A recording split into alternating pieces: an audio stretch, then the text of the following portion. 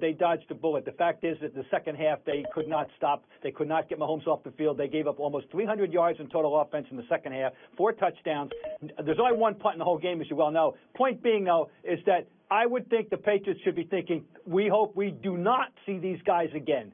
They know how very, very fortunate they were. A mistake that cost them dearly. They know that they should have gotten away with more trouble in the first half. So I'm telling you right now, they better not be smug about this. This was not a convincing victory. Okay, I thought you'd be more optimistic about this. This is actually literally, it sounds like Patriots are putting the napkin over their heads after this win. There's a lot of Succession and Billions references. Only in relation to Kansas City I'm talking about, not in relation to the other stumble bumps. Frank Isola, what's your takeaway from last night? Well, my takeaway is that New England has a very good offense. They could run the ball, and Brady has all those weapons. What I found fascinating was when Patrick Mahomes ties up the game on that 75-yard touchdown pass, they put the camera on Tom Brady and Bill Belichick. They look like Apollo Creed in the first Rocky, where they're thinking, man, this guy never stops coming at us. They thought they had put him away. It was quite the opposite. For a loss, I'd be very encouraged if I'm Andy Reid or if I'm a fan of the Kansas City Chiefs. That was an impressive performance. Israel is used to being encouraged by losses on this show. So, Israel, what do you come to find from this game last night?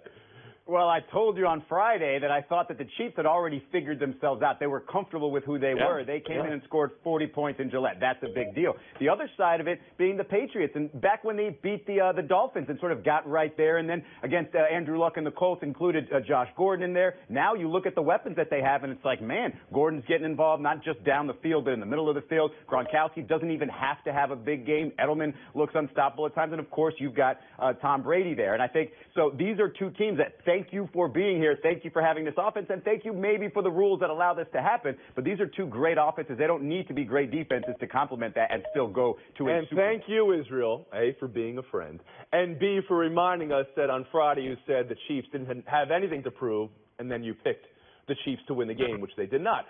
Mina Khan, how about you? I think if these two teams win, the Patriots probably win 6 out of 10. The offenses are very evenly matched, which is a coup for New England, given how they looked in the beginning of the season. The fact that they've caught up with Kansas City and that the run game looks as good as it does, Gronkowski getting involved, that's huge. Now, I can't praise the defense that much. They allowed Kansas City to put up 40 points and Kareem Hunt to carry the ball 8 yards per carry, I believe, was the final result. But they were less terrible. Right? And in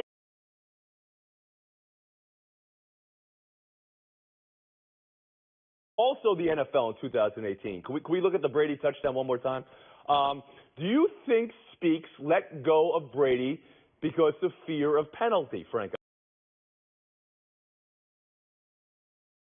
Penalty there. Remember, there was another penalty in the end zone, so it would have been Patriots ball anyway, about the 2-yard line, first down. I'm not buying it. I think that's a rookie who made a bad play. He had his arms around him. Brady still had the ball. You have to make the defensive player. Israel? I totally agree with Frank, but I do think that this should sort of speak to what this season is, right? Protecting the quarterback. Yeah. Even though what Speaks was worried about was a rule that has been in place for a long time, obviously. You can't hit the quarterback after he's released the football, and if he indeed thought that Tom Brady released the football, therefore he was just following that rule. But the idea of protecting the quarterback has never been greater than it is right now. So I think that he did go out there, thought he'd get a penalty, and let go. Do I think it decided the game? Absolutely not. Mina Khan, last word after the horn? Yeah, I agree. If you're going to, say I thought he threw it, that's a late hit. That's always been the case. We can't have defenders continually citing roughing the passer when that's not contributing them to making mistakes. That's just not heads-up football. We've been horned. We'll move on. Steelers and Bengals. Let's go inside the horn here. Final minute. This is a third down play. This penalty for defensive holding on Cincinnati here. Kirkpatrick holding Brown. It's there. It's there every play in football. It's there in that play. Automatic first down for Pittsburgh. The plays that followed, the Steelers' game winner, which had Hunter's pick lock right here on McRae, which frees up Brown for the ball game. Now, whether it's letter of law or spirit of law, there's some debate whether it's dependent on who initiates contact. But also, letter of the law, it has to be within 1 yard of the line of scrimmage. You guys can take out your measuring sticks, but even more so, considering the conversation we just had, bemoaning that defense is being legislated out of the league in some way, Mina, should that be a legal play? In a just world, Tony, no, because you're right. Offenses have too much of an advantage these days. OPI should be called more often, but it's not, right? And given the way it's been called in the past, it made sense that they didn't call it there, especially since the defender apparently initiated contact. So the blame for me does rest with the Bengals defense. You know, they're playing cover zero. You've got to execute. But also the Bengals offense, because on the previous drive, their clock management was terrible. And they snapped the ball with 17 seconds left on one play. That was more time that was left on that play. So they deserve some of the blame, I think, for giving them too much time. That's a great point, Mina. There was 17 seconds left. They snapped the ball. And then I think it was A.J. Green got out of bounds on that play as well. And that's how much time was left remaining on the clock. Israel, about the pick play, the rub play that we're talking about here. Should that be a legal play in the game today? I don't necessarily think it should be legal. I do think that it's obvious, like you said, defense is really hard, and all these rules make it even more difficult. But it's also something that you know to be a possibility there. You know, and the way they were setting up right before that play, Ben Roethlisberger was probably lighting up saying, okay, this is going to work perfectly. They're playing right into their hands. If you play that game, if you play that play through without the rub or without the pick or what have you, Antonio Brown still catches that ball and still gets a good amount of yards there. So it just feels like the Cincinnati defense was the reason that play created what it was. The play call necessarily, not, you know, the pick play that's not called. To me, that's a play like illegal screens in basketball. It's going to get called every once in a while, and it should get called, but you're going to miss a lot of them because they happen all the time. Frank Isola. A lot of defensive people around the NFL are claiming that that is not an illegal play. I'm going to put this one on Cincinnati. Antonio Brown is out on the field. You have to figure a play like that could conceivably happen. I would have a bigger issue if I'm Cincinnati on the holding call right before that, because that doesn't look like a catchable ball. And as for Tony and Mina, you want the Bengals, who are losing, to worry about clock management as they're trying to go for the go-ahead score. I absolutely do. That is easy to say after the fact. Absolutely do. Stop. How many games go for the do we see Stop. on any given week do we see and we say,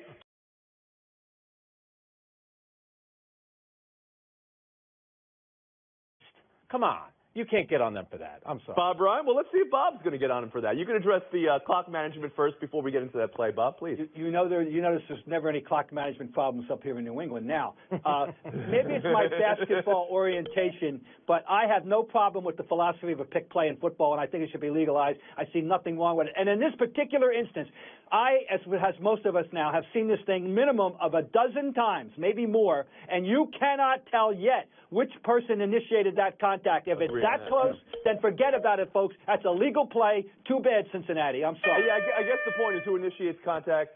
I'm not even sure. I read the rule many times today, the spirit of the law versus the letter of the law, because it's when the ball's in the air. Mina, I see you're saying the same thing, right? It's not in the rules. Yeah, you're right. It doesn't seem to be in the rules, or at least the ball needs to be in the air.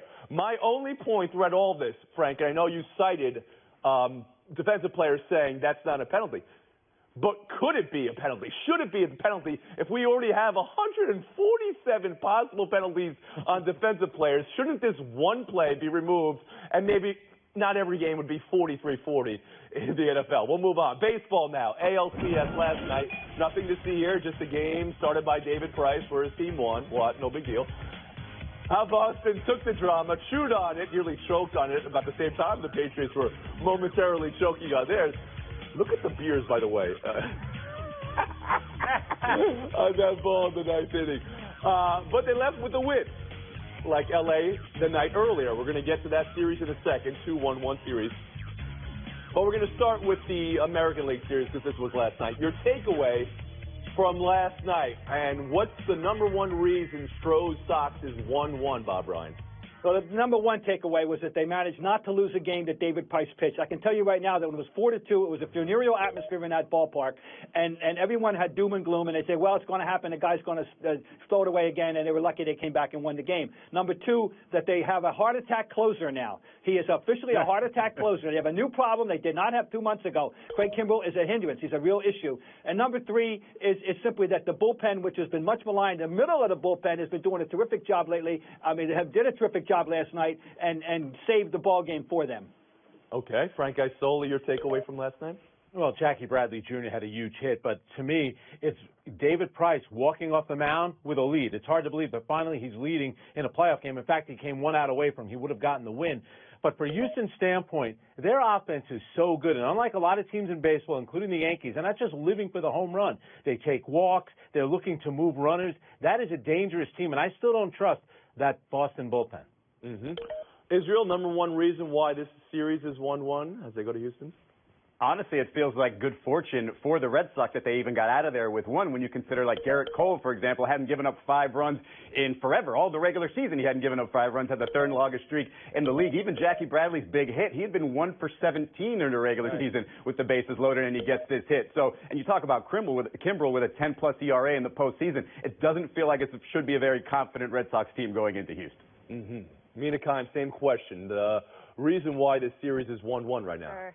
It's because Joey Cora got magic out of that bullpen, and he made some smart decisions using Porcello. Alex Cora, actually. Let me deduct for that. He got a little Mariner on the braid. Yeah. Look, Brian Brazier, this time last year, he was pitching to Hiroshima. For him to come out and do that, wonderful. But is it going to happen again, Tony? I don't think so. Tonight's game, NLCS Game 3. You don't get just to say, okay, LA's going home, they have the advantage. But as this series is played out, and tonight Chacin and Buehler, who should feel better about themselves, Frank? Well, it's definitely the Dodgers. That's a great win for them to come back like they did on the road. And I do not understand Greg Counsell taking out Wade Miley. The guy was cruising, and he had a single and a double. Why is it that the minute these starters get into a little bit of trouble, they pull them out of the game, and they didn't have Josh Hader available in Game 2? That was a big one. Well, that's because he pitched so much in Game 1. Israel, how about you? Yeah, I think Buehler definitely. If you look at his home splits this year, he's been great at home. And yeah, the Hader situation, I mean, that's basically Milwaukee's strength right now. They juggling that, and we told you before the series started, juggling that rotation, juggling those relievers. It's not really working out like he has a great game plan here. Bob Ryan. Chacin's strange. You know, he coming off a great start in the postseason after he got shellacked in Dodger Stadium in the middle of the year. I got to like Buehler tonight. Mina Khan's last word. Yeah, I'll go with Buehler, and then I expect the Dodgers to close this out because who's pitching for the Brewers after? We don't even know. Maybe they'll have a bullpen start. You know, it's been successful. I mean, it's amazing. The Brewers lost their first game in 3 weeks, and now Mina's worried about who's pitching for them. It didn't matter who was pitching for them the 3 weeks before that. All right, taking a break right here. Buy or sell on the other side. Stick around.